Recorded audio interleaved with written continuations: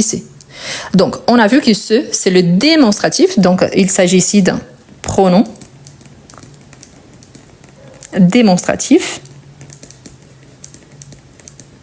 Et en tant que pronom, il accompagne un nom. OK? Donc, le pronom, il accompagne un nom. Ce ici, c'est qu'on appelle aussi des pronoms réfléchis. Surtout, c'est le réfléchi, sauf qu'il accompagne un verbe. Donc, ici, c'est un pronom réfléchi. Il vient, il accompagne un verbe. En sachant qu'avant, donc ici, devant une voyelle ou H muet, ce devient S apostrophe et le ce devient S apostrophe. Donc, il y a aussi cette différence entre les deux. OK? Du coup, ici, le démonstratif accompagne un nom. Donc, je vais ajouter ici nom. Et ici, accompagne un verbe. OK? Soit un verbe conjugué ou pas. Donc, il y a cette différence entre les deux. Si je vous dis ici, par exemple, matin, je ne travaille pas. Je sais déjà que c'est ce matin, je ne travaille pas. Mais matin, il s'agit d'un verbe ou d'un nom. Donc, si je pars du principe que je parle d'un nom, donc une période de la journée, donc le matin, l'après-midi, le soir, donc il s'agit d'un nom. Par conséquent, si c'est un nom, je vais utiliser les démonstratifs. Donc, ce matin, je ne travaille pas. OK? Ici, quand on regarde la deuxième phrase, on a « Il ne veut pas lever ». Lever, c'est quoi? C'est un verbe. Ah, mais c'est un verbe à l'infinitif, indépendamment. S'il s'agit d'un verbe à l'infinitif ou un verbe conjugué surtout, pour que je puisse utiliser le ce ou S apostrophe, il s'agit de la troisième personne du singulier ou la troisième personne du pluriel.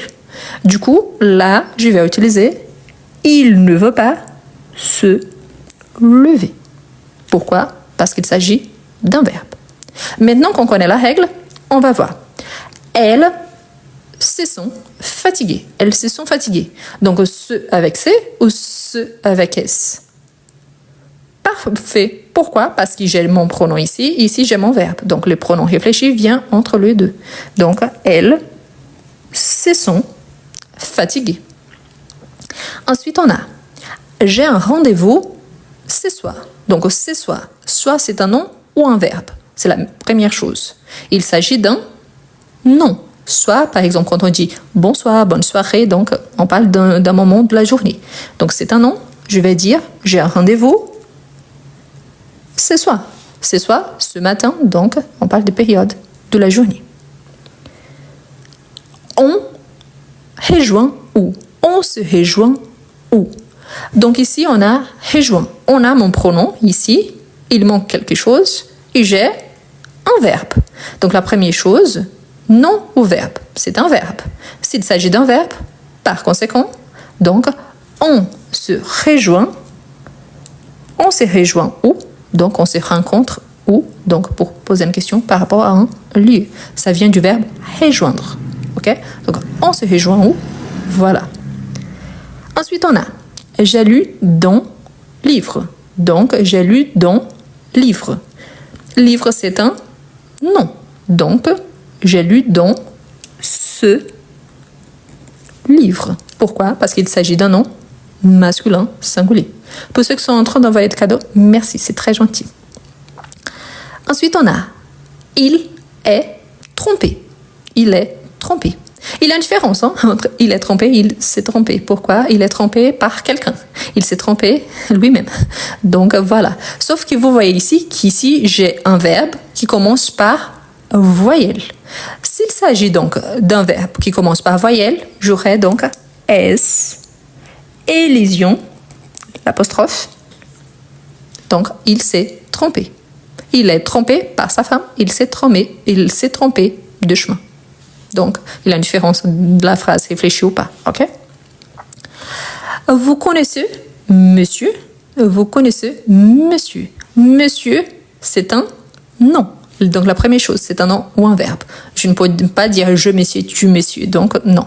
Donc, du coup, vous connaissez ce monsieur? Pourquoi? Parce qu'il s'agit d'un nom. Maman se prépare pour les vacances. Maman, une personne, elle, prépare du verbe préparer. S'il s'agit d'un verbe, donc, maman se prépare pour les vacances. Donc, automatiquement, ce. Et finalement, j'ai trouvé ce devoir intéressant. J'espère que vous aussi. Donc, j'ai trouvé ce devoir intéressant.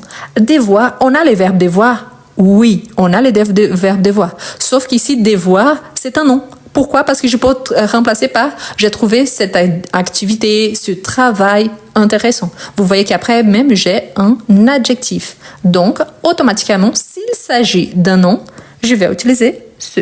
Donc, si vous pensez, mais et le verbe devoir? Donc, c'est différent. Par exemple, si après, j'ai cette action ou s'il y a une caractéristique que je peux remplacer pour un autre mot. En cas de doute, essayez de remplacer. J'ai trouvé cette activité, j'ai trouvé cet exercice, j'ai trouvé cette fiche, cette feuille intéressante. Donc, vous allez faire l'accord, hein, si nécessaire. Mais voilà, donc, un nom, ce devoir. OK? Quelqu'un a demandé la différence, juste un instant, je reviens pour la capture d'écran. La différence entre ça et ça. Quelle est la différence? Par rapport à la prononciation, ça sera la même. On peut avoir des accents différents, oui. Il y a des gens qui disent c'est, il y a des gens qui disent c'est ici. C'est juste un accent.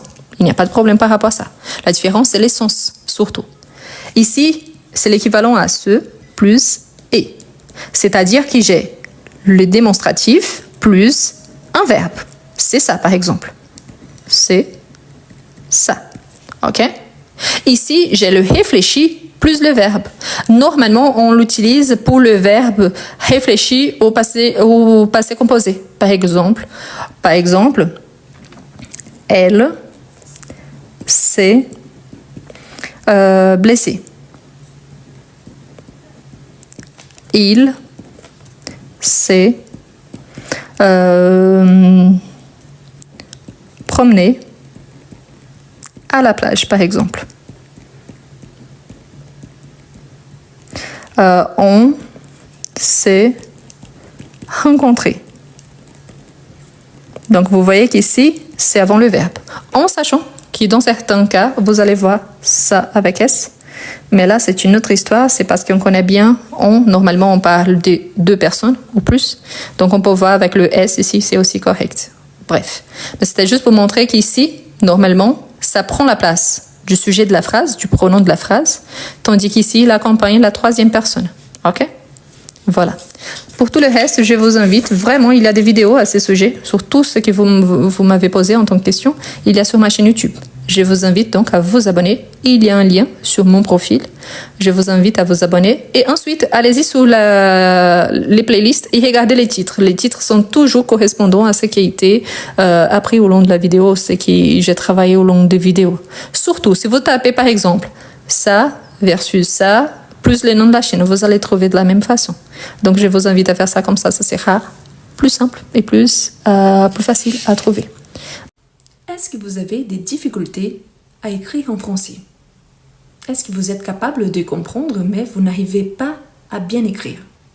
Vous êtes capable de lire en français, mais vous avez du mal à développer un petit texte. Je vous présente Comment mieux écrire en français? Un livre conçu pour vous, quelqu'un qui aimerait bien écrire en français. Le livre présente 11 unités, parmi lesquelles vous retrouverez toujours des astuces précieuses pour améliorer votre niveau. À chaque fois, vous aurez des explications suivies des exemples et des suggestions de lecture. Et en plus, à chaque fois, il y a un exercice au niveau débutant, en fait, plusieurs exercices, suivis des exercices au niveau intermédiaire. Ce qui vous permettra, si vous êtes débutant, d'avancer et si vous êtes intermédiaire, pas seulement d'avancer, mais aussi de réviser. Voilà les liens pour acquérir votre livre. Vous pouvez copier-coller sur votre page de recherche et vous pouvez le trouver aussi dans le premier commentaire et dans la description de cette vidéo.